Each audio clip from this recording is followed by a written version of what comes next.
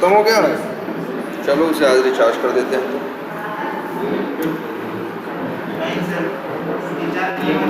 हैं? 3-4 महीने का होता नहीं ना वो, जब रिचार्ज करो तो कुछ वही लोग दिखा देखते हैं उसको। आज हम कर देंगे, बस हमें पता। अच्छा किस नंबर पे था वो? पटेल सर के नंबर पे है ना? नहीं, अच्छा अनिल के नंबर है। ठीक है। हाँ तो देखो, सबसे पहली बात तो तुम समझो, तुम क्या हो। एक अगर इंटरव्यू देने की बात करें तो तुम एक क्या हो? कैंडिडेट। तुम एक कैंडिडेट हो जो एक कंपनी में जो इंटरव्यू देना चाहते हो। इसके साथ साथ भले तुम कैंडिडेट हो, लेकिन तुम एक कंपनी के क्या हो? एक कंपनी के तुम क्या हो? एम्प्लॉय भी हो। जिस कंपनी में तुम काम कर रहे हो, मान लो जैसे तुमने एक्सपीरियंस अपना बताया है, जो भी है तुम्हारा एक्सपीरियंस है, मान लो तुम्हारा एक्सपीरियंस किसका है? ईमेक सॉल्यूशन का। तो तुम्हारी ईमेक सॉल्यूशन तुम्हारी क्या है? करंट कंपनी है जिसमें तुम काम कर रहे हो, जिसके तुम क्या हो? जिसके तुम क्या इसके लिए? ठीक, ईमेक सॉल्यूशन के तुम क्या हो? एम्प्लॉय हो। और ईमेक सॉल्यूशन तुम्हारा क्या है? याद रखना, एम्प्लॉयर है।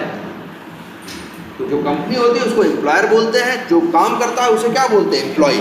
तो हम एक कंपनी ईमेक सॉल्यूशन में क्या है? एम्प्लॉयर, सॉरी एम्प्लॉय है।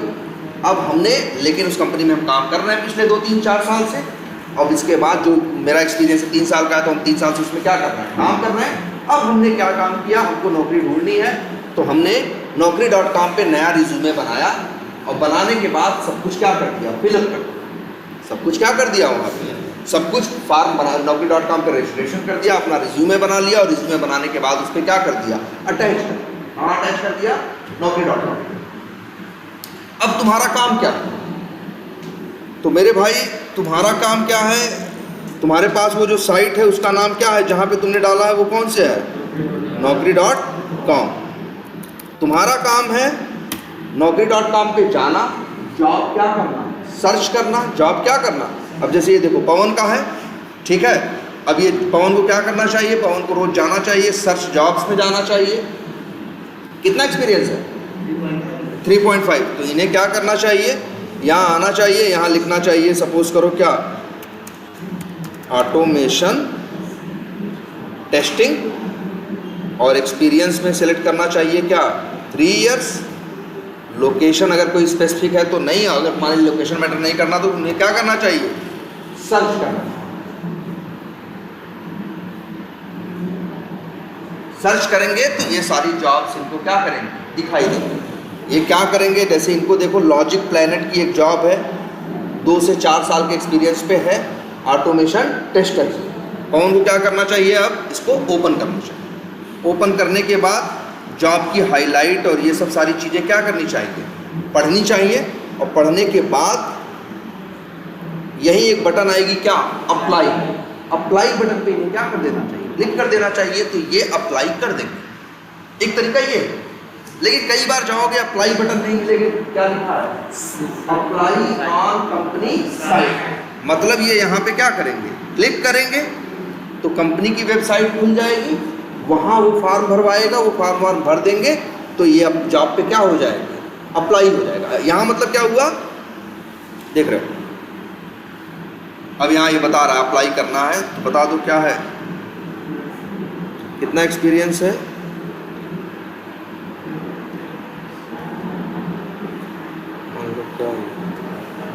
जैसे क्या करते हैं, बहुत जगह बहुत जॉब्स का क्या होगा? वही naukri.com पे डायरेक्टली अप्लाई हो जाएगा। और बहुत ऐसा होगा, देखो अप्लाई कर रहे हैं तो ये सब चीज़ें भरवा रहा है। फिर से ये कौन भरवा रहा है? naukri.com नहीं भरवा रहा है, वो कंपनी भरवा रहा है। naukri.com पे जब सर्च करते हो तो कई बार क्या होंगी, जाओगे नौकरी, जैसे एक जॉब के साथ तुमने ऐसा देखा, एक आध जॉब और देखो, जैसे ये है, यहाँ सीधे अप्लाई है ना, और सीधे अप्लाई बटन पे क्या कर दिया तुमने? क्लिक कर दिया और डायरेक्टली अप्लाई हो गया। और कई बार कंपनियां कैसे करेंगे? देखो हो गया ना, ये आ गया ना, अप्लाई टू दिस। और कई बार ऐसा होगा, आपसे कहेगा अप्लाई करना, तो क्लिक करो कंपनी की वेबसाइट पे जाओ, वहाँ फॉर्म भरो, तब अप्लाई करो। आई बात समझ में? अब तुम नई जॉब सर्च कर रहे हो, तुम एक तरह से नया एम्प्लॉयर, नई कंपनी क्या कर रहे हो? सर्च कर रहे हो। ठीक है, एक ये चीज हो गई। तुम्हें क्या करना चाहिए? रोज जॉब पे क्या करना चाहिए? रोज 5, 6, 7, 8 जॉब पे क्या करना चाहिए? अप्लाई करना चाहिए। अब देखो, तुम्हारा जो ये प्रोफाइल है ये कहाँ पे है? naukri.com पे। अब देखो, ध्यान से सुनना इस बात को। अब कंपनी जो होती है, जो बंदा ढूंढ रही है, जैसे मान लो एक कंपनी है, जैसे अभी यही दिख रही थी, कंपनी का नाम क्या था? Logic planet. ये बंदा ढूंढ रही है, तो लॉजिक प्लैनेट हो सकता है naukri.com पे इसका अपना क्या होगा? naukri.com पे इसका भी अकाउंट होगा। इसका लॉजिक प्लैनेट कंपनी का। हमारा तुम्हारा अकाउंट फ्री वाला, लेकिन इनका जो अकाउंट होगा ये साल का 2-2.5 लाख रुपए क्या कर रहे हैं? पे कर रहे हैं। तुम पूछोगे वो लोग 2-2.5 लाख किस बात का पे कर रहे हैं? वो इस बात का पे कर रहे हैं कि जैसे तुम सिर्फ जॉब ढूंढ सकते हो, वो लोग जॉब नहीं ढूंढते। लॉजिक प्लैनेट तो यहाँ जाके बंदे ढूंढेगा ना, तो बंदे ढूंढेगा, वो उसके लिए पेज ऐसा आएगा कि कौन कैसा बंदा चाहिए, किस एक्सपीरियंस का। जब वो सर्च करेंगे तो naukri.com में जो बंदे होंगे, जिनका रिज्यूमे होगा, वो सब सर्च में आ जाएंगे। इसके बाद वो हो सकता है उसकी डिटेल खोले और तुमको क्या करे? कॉल। आई बात समझ में? अक्सर कॉल्स ऐसे भी आती हैं कि आपको अप्लाई नहीं किए, फिर भी आपके पास क्या आ रही है? कॉल आ रही है। ठीक है, इतनी बात समझ में आई? एक एम्प्लॉयर है, एक एम्प्लॉई है, हम पुराने एम्प्लॉयर के साथ काम कर रहे हैं, नए एम्प्लॉयर ने हमें क्या किया? कॉल किया। लेकिन अब यही बीच में एक तीसरा प्लेयर आता है, जिसको बोलते हैं, क्या बोलते हैं?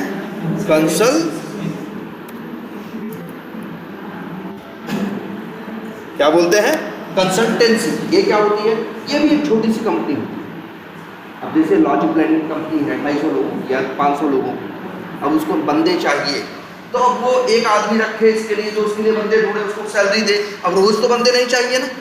क्या लॉजिक प्लैनेट को रोज आदमी चाहिए? नहीं, अरे महीने में 1-2 बार 3 बार 1-2 एम्प्लॉय चाहिए होते हैं। अब 2 एम्प्लॉय ढूंढने के लिए 1 एम्प्लॉय रखते हैं, तो ये भी तो कंपनी के लिए क्या घाटे का सौदा होगा कि नहीं?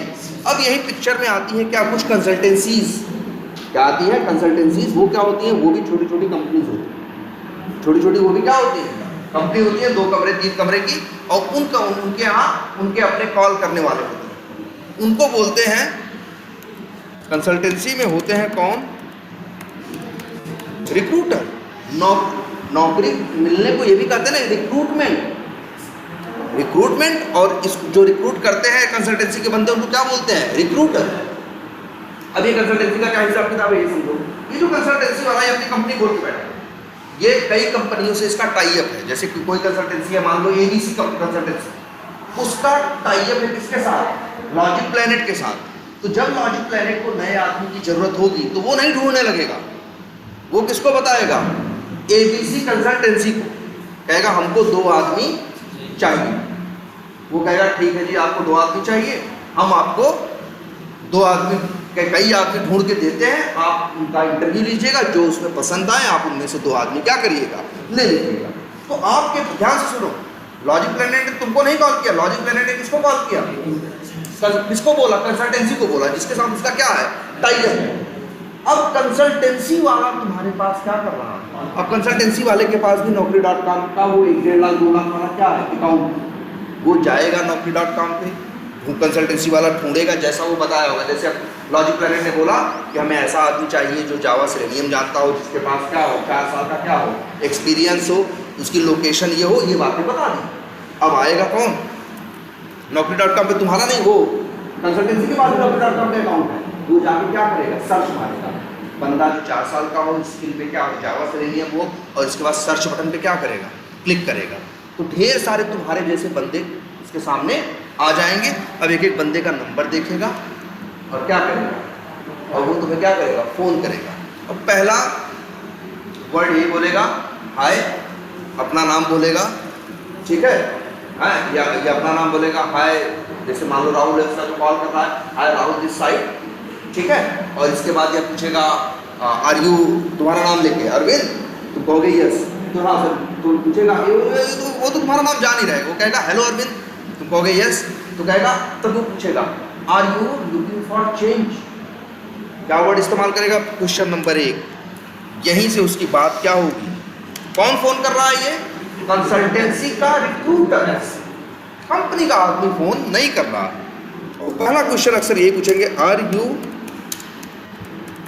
लुकिंग फॉर चेंज, मतलब उसका कहने का मतलब क्या आपकी जॉब आप चेंज करना चाहते हो, या ये लिखेगा are you looking for change, are you looking for job change, है ना। तो तुम बोलोगे, तब तुम जवाब दोगे क्या एस, यस। तब फिर वो आगे बढ़ेगा, आगे चीज़ें पूछेगा कि हाँ हमारे पास एक रिक्वायरमेंट है, हमें इतने एक्सपीरियंस का ऐसा ऐसा बंदा चाहिए, वो अपनी डिटेल बताएगा। अच्छा, अब सवाल ये उठता है, कंसल्टेंसी वाली इतनी मेहनत क्यों कर रहा है, सवाल उठता है कि नहीं। भले समझो पूरा बिजनेस मॉडल, कंसल्टेंसी वाले क्यों मेहनत कर रहा है, वो वाला क्यों मेहनत कर रहा है, वो इसलिए मेहनत कर रहा है कि अगर देखो वो क्या करेगा कंसल्टेंसी वाला, मेरे जैसे तुम्हारे जैसे 10 लोगों को क्या करेगा, फोन करेगा, 10 में से 6 लोग मान लो कहेंगे कि हाँ हम नौकरी ढूंढ रहे हैं, ठीक है, हम क्या कर रहे हैं नौकरी, 6 लोग कहेंगे क्या हम नौकरी ढूंढ रहे हैं, तो उन 6 लोगों का वो क्या कराएगा, लॉजिक प्लैनेट को 6 लोगों का बायोडाटा या रिज्यूमे क्या करेगा, भेजेगा।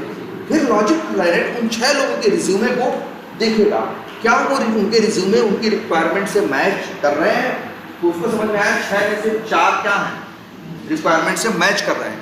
तब लॉजिक प्लैनेट वाला बोलेगा फिर किससे, कंसल्टेंसी से, ये काम करो, इन 4 लोगों का इंटरव्यू क्या करो, शेड्यूल करो। फिर तुम्हारे पास फोन आएगा 1-2 दिन बाद कि हाँ भाई आप इंटरव्यू देना चाहते हो, क्या टाइम है, इतने बजे क्या है, इंटरव्यू आप देने के लिए रेडी हो। मान लो तुम इंटरव्यू दिए 4 लोग, 4 में से 2 इंटरव्यू क्या हो गए, एक बंदे का इंटरव्यू क्या हो गया, निकल गया, 3 लोगों को उन्होंने क्या कर दिया, रिजेक्ट कर दिया। मान लो जो जिस बंदे का सिलेक्शन हुआ उसका पैकेज है, उसका कितने पैकेज पे हुआ, 9 लाख पे, तो महीने का कितना हुआ, 75,000, और वैसे कितना हुआ 9 लाख के पैकेज पे हुआ। तो जानते हो कंसल्टेंसी वाले को पागल कुत्ता नहीं काटा, इतनी मेहनत कर रहा है।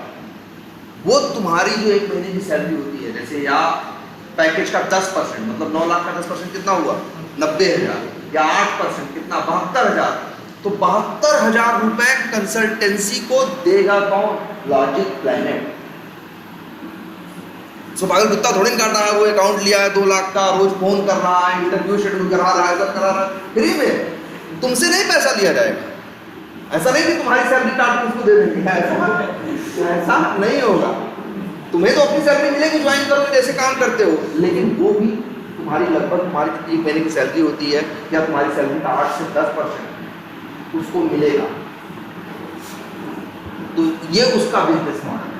इसीलिए तो एक कंसल्टेंसी होती है दिल्ली में या हर जगह, बहुत जगह कंसल्टेंसी है, होगी 2-3 कमरे का उसका ऑफिस होगा, 4-5 उसके पास 6 क्या होंगे, टेलीकॉलर को कॉल करके इंटरव्यू शेड्यूल कराते होंगे, सब कुछ कराते होंगे, सबको सैलरी दे रहा है, किराया दे रहा है, सब कुछ। कैसे, बस इसी के बेसिस पे कि अगर 2-4 सिलेक्शन हो गए 1 महीने में तो 4-6 लाख रुपए आ गए।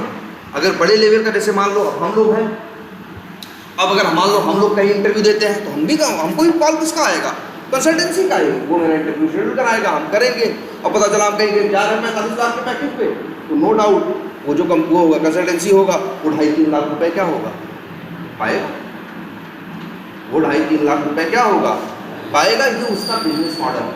इसीलिए वो एकदम तुम्हारे पीछे पड़े रहेंगे यार, इंटरव्यू देखो, फोन करते हुए बार बार फोन करेंगे, इंटरव्यू के पहले फोन करेंगे, यार रेडी हो कि नहीं हो, इंटरव्यू के 5 मिनट पहले ज्वाइन कर लेना, इंटरव्यू दोगे, इसके बाद अगर पॉजिटिव फीडबैक आया फिर तुम्हारे पीछे पड़ जाएंगे कि भैया आप क्या करो, सेकंड राउंड दो, और जब सब हो जाएगा तो एकदम पीछे पड़ जाएंगे, यार कैसे करके ज्वाइन कर लो। अगर तुम ज्वाइन नहीं किए तो उनकी सारी मेहनत क्या हो जाएगी, जीरो।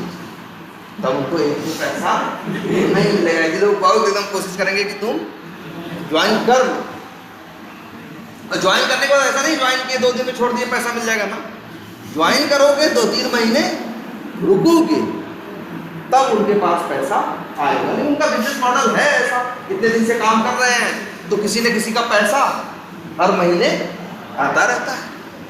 और ऐसा भी होता है कुछ बंदे छोड़ के चले जाते हैं तो उनका पैसा क्या हो जाता है, नहीं भी आता। तो तुम्हारे पास जो कॉल करेंगे मैक्सिमम केसेस में वो क्या होंगे, कंसल्टेंसी वाले होंगे, रिक्रूटर होंगे, उन्हीं को हम लोग ये भी बोलते हैं क्या, कंसल्टेंट्स। तो कंसल्टेंट्स या कंसल्टेंसी के रिक्रूटर तुम्हें फोन करेंगे और तुम्हारा इंटरव्यू क्या कराएंगे, शेड्यूल। क्लियर? इतनी बात समझ में आ गई? अब आगे एक बात शुरू होगी। अब बात करते हैं वो बात क्या क्या करेगा। वो तुमसे पहले पूछेगा are you looking for job change या are you looking for change. तुम बोलोगे क्या? यस। इसके बाद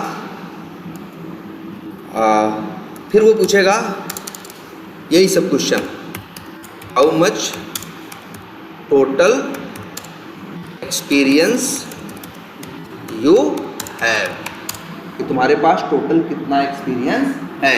अब तुम इसमें जवाब दोगे 3 इयर्स 4 इयर्स जो भी है, हैं? या फिर कई बार ऐसा भी होगा उसी समय बोल देगा कैन यू इंट्रोड्यूस योरसेल्फ, तो उसमें तुम उसको सारी बात बता दोगे या वो ऐसे पूछेगा? अच्छा ठीक है, पूछेगा 3 इयर्स। फिर पूछेगा और पूछेगा फिर ये पूछेगा 3 साल का है तो फिर ये पूछेगा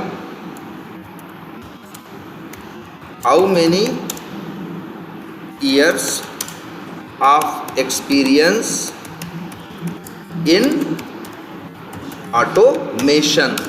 और ये भी पूछ सकता है क्या, सेलेनियम और प्ले राइट, ये सवाल पूछेगा। तो तुम बोलोगे कि 3 इयर्स में, 3.5 इयर्स में, 2 इयर्स किस में है, और तुम बताओगे 2 इयर्स इन क्या, तब तुम बोलोगे 2 इयर्स इन ऑटोमेशन और 1 ईयर इन मैन। ठीक, ये तुम्हारा जवाब होगा। अब जब ये जवाब सुन के वो संतुष्ट हो जाएगा, अब उसको मान लो रिक्वायरमेंट ऐसी है कि एक बंदा हो जिसके पास ऑटोमेशन का कम से कम 3 साल का एक्सपीरियंस हो, तब वो कहेगा यार तुम्हारे पास तो कितना है, 2 ही साल का है, ये मैच नहीं करता। अगर उसको लगेगा, जैसे अभी देख रहे हो जॉब कभी भी आती है सीधी सीधी नहीं लिखी, जैसे क्या लिखा था यहाँ पे देखो 2 to 4, मतलब 2 से 4 के बीच। तो तुम्हारा 3 साल का एक्सपीरियंस है तब भी तुम एलिजिबल हो, 2.5 का है तब भी हो, 3.5 का है तब भी है, 4 का है तब। इसके बाद फिर पूछेगा करंट सीटीसी। सीटीसी का फुल फॉर्म याद रखना, cost to company. Cost to company मतलब तुम्हारी कॉस्ट क्या है अपनी कंपनी के लिए। सीटीसी का मतलब तुम्हारा पैकेज पूछ रहा है। करंट सीटीसी भी बोल सकता है सवाल में, या क्या कह सकता है, करंट क्या, पैकेज। तो करंट पैकेज तुम बताओगे, जैसे अगर 3.5 साल पे तुम कितना दिखा रहे हो, कितना दिखा रहे हो, हैं 5, तो तुम बताओ बोलोगे क्या, अब 5 नहीं बोलोगे, 5 बोल दिए तो क्या है, अब क्या 5,000 है, ऐसे नहीं ना। अब तो हाँ, तो हम लोग बोलेंगे LPA, क्या ये word 5 lakhs per annum. Annum का मतलब ईयर, हम लोग ईयर वर्ड इस्तेमाल कम करते हैं, हम लोग वर्ड यूज क्या करते हैं, एनम। एनम का मतलब भी होता है साल।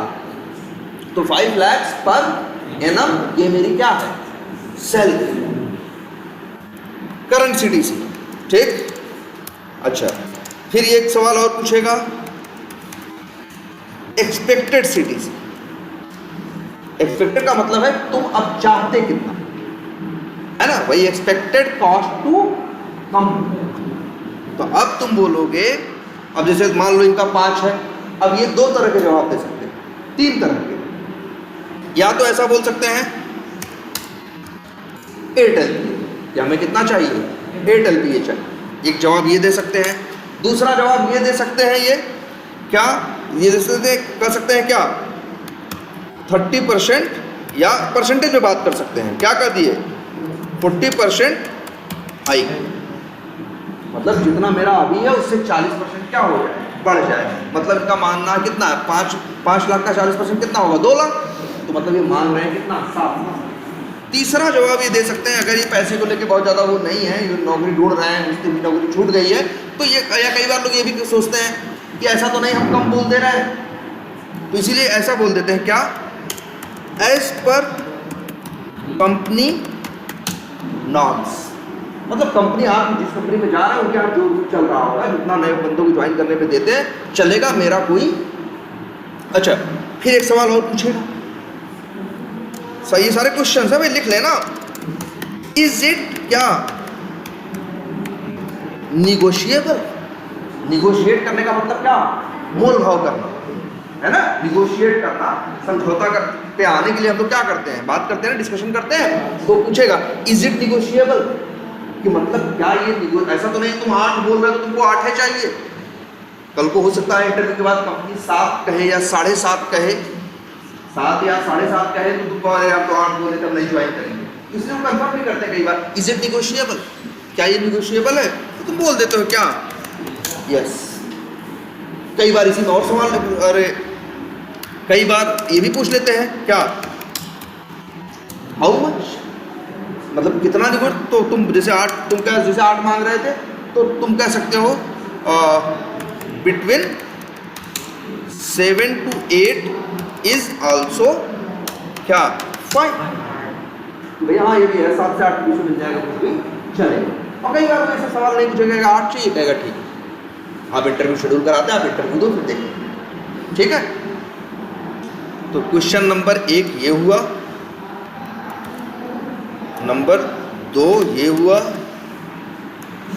3 ये हुआ, और इसके बाद 4 ये हुआ, सॉरी 4 ये हुआ, ये कौन सा क्वेश्चन हुआ 5, और ये हो गया कौन सा क्वेश्चन 6, ठीक।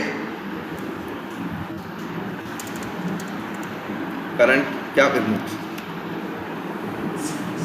ये क्वेश्चन है, नीचे क्या हो गया आंसर, ये क्वेश्चन हो गया और ये क्या हो गया नीचे answer.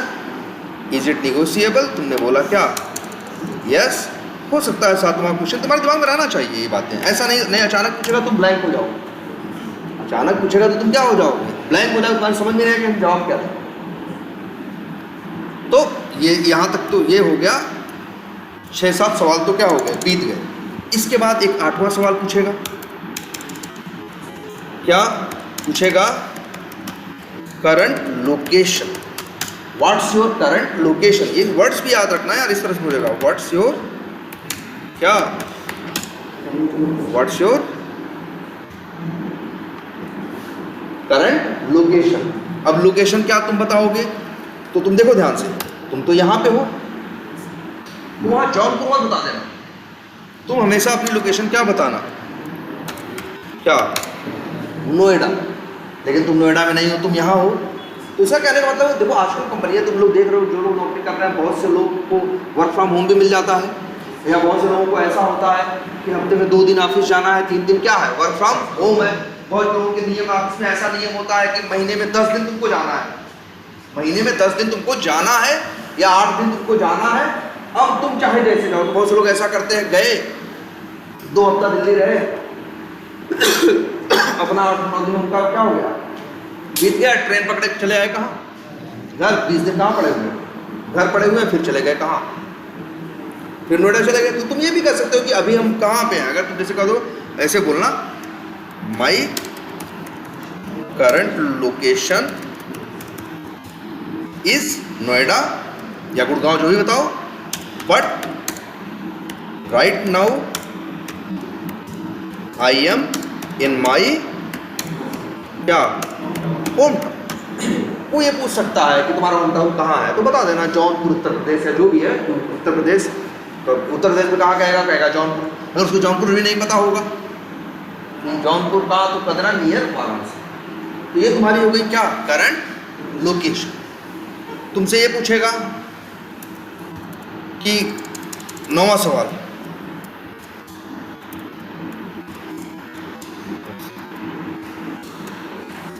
Can you come to office for face to face interview भी बोल सकता है, या फिर क्या बोल सकता है, इंटरव्यू को कई बार क्या बोलते हैं, डिस्कशन भी बोलते हैं। क्या भाई तुम ऑफिस आ सकते हो फेस टू फेस के लिए, तो तुम ऐसा बोल दो, कहोगे no I am right now मैं in my home town so I can't come. तो क्या जवाब दोगे, लिखो, कहोगे या ऐसे लिखोगे क्या, sorry right now I am in my, right now I am in my home town ठीक है, राइट नाउ, और right now I am in my home town, I can be available for क्या, अब यहाँ पे वर्ड आएगा क्या, virtual interview. Virtual interview का मतलब तुम वहाँ गए नहीं, जो ऑनलाइन इंटरव्यू नहीं है, तो I can be available for virtual, या फिर स्लैश लिख के क्या कर दे रहे हैं क्या, ऑनलाइन। तो तुम अपनी बात ये बता दोगे, ठीक है, इतनी बात बता दिए गए, इतना बात बता दोगे, फिर इसके बाद अच्छा हाँ अभी सवाल ख़त्म नहीं हुए, जैसे ये पूछेगा, जैसे तुम बताए तुम्हारी सैलरी क्या पूछा, बताए तुम 5 LPA, तो पूछेगा एक क्वेश्चन और इसी में, how much you are getting in hand, इसका मतलब हाथ में कितना पाते हो। 5 लाख का तो पैकेज है, तो नहीं साल भर बाद मिलेगा पैसा, तो हम जिएंगे कैसे, मैं सैलरी तो क्या मिलेगी, महीने महीने मिलेगी ना।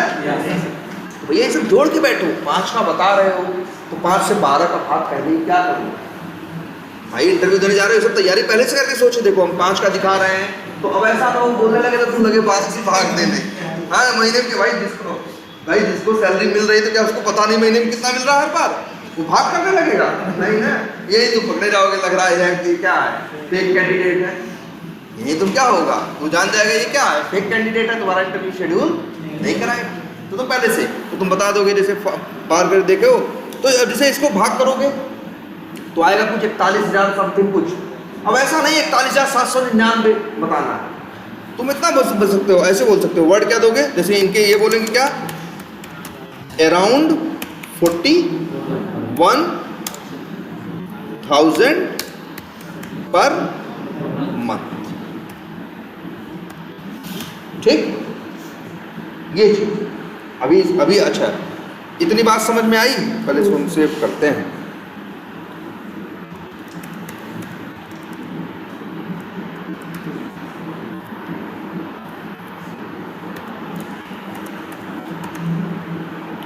वहाँ पे डाल दें डेस्कटॉप, चलो यहाँ तक बात पहुँच गई। अब इसके बाद तुम क्या करने वाले हो, अभी देखो ये तो बड़े बेसिक से क्वेश्चंस हो गए जो तुमसे पूछेगा, लेकिन तुम लोग को एक चीज़ और जानते बताते हैं, वहाँ एक सवाल और पूछेगा, इसी में है यार, लिख लेना सारे, इज इट ऑल फिक्स्ड,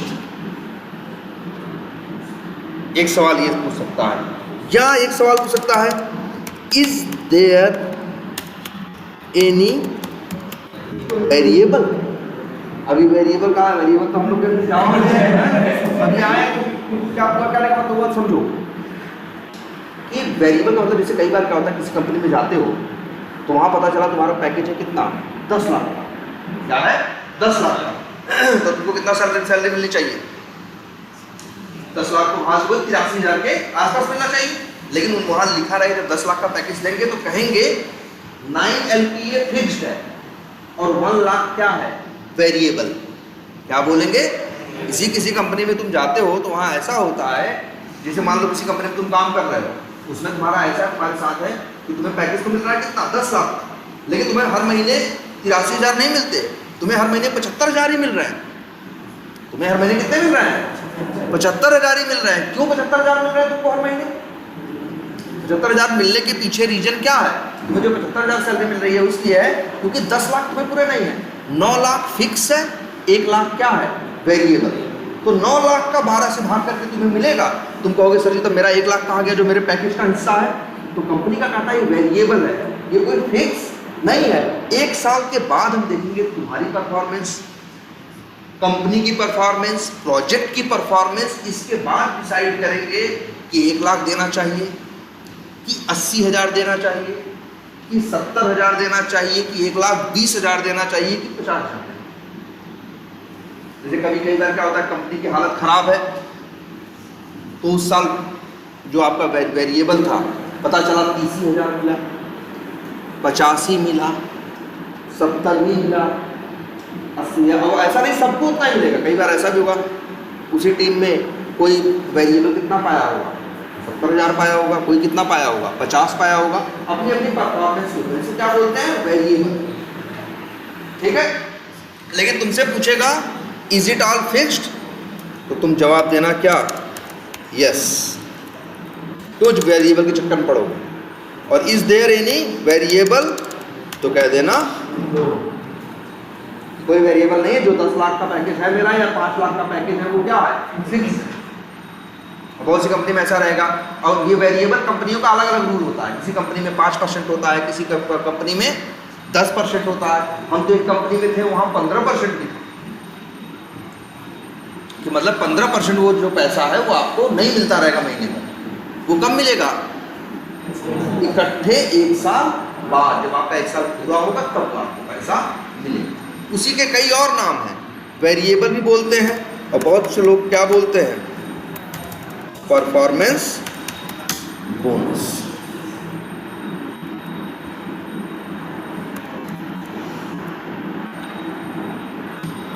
क्या, परफॉर्मेंस बोनस।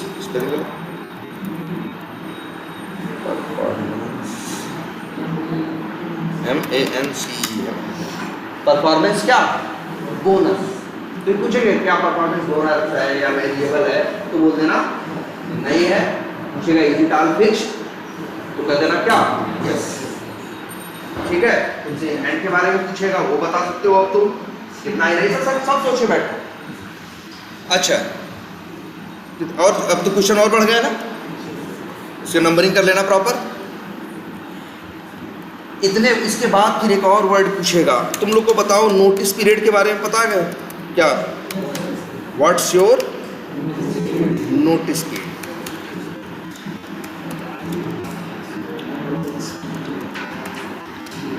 क्या आपका नोटिस पीरियड क्या है। नोटिस पीरियड का मतलब क्या होता है, जैसे अगर एक कंपनी में हम काम कर रहे हैं, आज हम रिजाइन करें तो हम अगले दिन नहीं जा सकते हैं। हमारा जैसे मेरी कंपनी में मेरा 2 महीने का क्या है, नोटिस पीरियड है। तो आज हम रिजाइन करेंगे तो 2 महीने तक हमको अभी इसी कंपनी में जाना पड़ेगा, 2 महीने बाद हम उस कंपनी में जाएंगे। तो यही जो 2 महीने का टाइम है, इसको क्या बोलते हैं, नोटिस पीरियड। हम नोटिस देंगे कंपनी को कि हाँ भैया हम जा रहे हैं। और ये मेरे साथ ही सिर्फ लागू नहीं होता, ये कंपनी के साथ भी लागू होता है। अगर कंपनी के पास काम नहीं है, हमें निकालना होगा, तो ये नहीं कर सकता कि भैया कल से मत आओ। वो भी हमें कहेगा कि अपनी जॉब ढूंढ लो, 2 महीने का हम टाइम दे रहे हैं। तो वो हमारे और उसके दोनों के लिए अच्छा है। हमारे लिए क्यों अच्छा है कि भाई हमको तुरंत नहीं निकाला, हमको 2 महीने का मौका मिला, 2 महीने में हम क्या करेंगे, दूसरी नौकरी ढूंढ लेंगे। उसके लिए क्यों अच्छा हुआ। मान लो मेरा कहीं हो गया, हम तुरंत भाग गए, तो उसका प्रोजेक्ट कैसे बीच छोड़ के भाग जाएंगे। नया आदमी आएगा तो उसको हम बताएंगे ना, अपना हैंड ओवर देंगे कि नहीं, हम क्या किए थे। नया आदमी आकर सीखेगा समझेगा तब तो करेगा ना। तो ये 2 महीने का वो टाइम है जो कंपनी के लिए बेनिफिशियल होता है और मेरे लिए। इसे क्या बोलते हैं, नोटिस पीरियड। और तुम नोटिस पीरियड अपना कितना बताओगे, बताना 30 डेज। ठीक है। या फिर एक सवाल और पूछेगा, how soon you can join, कितने जल्दी तुम ज्वाइन कर सकते। तो तुम क्या जवाब दोगे, 30 डेज। क्लियर है। तो बस आज इतना ही बताते हैं, ठीक है। और हाँ? अच्छा, लास्ट वर्किंग डे, अभी इसके बारे में कहाँ बात हुई। अभी तो तुमसे पूछा, अभी तुम ये मान के चलो तुमने रिजाइन नहीं किया, जब रिजाइन नहीं किया तो लास्ट वर्किंग डे हम कहाँ से बता दें। लास्ट वर्किंग डे तो तब हम बता सकते हैं जब हम क्या करते, जैसे अगर हम आज अपनी कंपनी में रिजाइन करते, अभी हम रिजाइन नहीं किया, हमसे कोई पूछे लास्ट वर्किंग डे बताओ, हम कहेंगे कहाँ से बता दें यार, हम जब रिजाइन नहीं किए तो। हाँ, लेकिन अगर हमसे आज रिजाइन कर दें तो हमें पता है मेरा 2 महीने का नोटिस पीरियड है, क्या चल रहा है 25 फरवरी, तो हम कह देंगे 25 मार्च, 25 अप्रैल। हम कहेंगे 25 April is my last working day. वो हम तब बता सकते हैं या तो हम रिजाइन कर चुके हो और या तो कंपनी ने हमको निकालने का ऑर्डर दे दिया।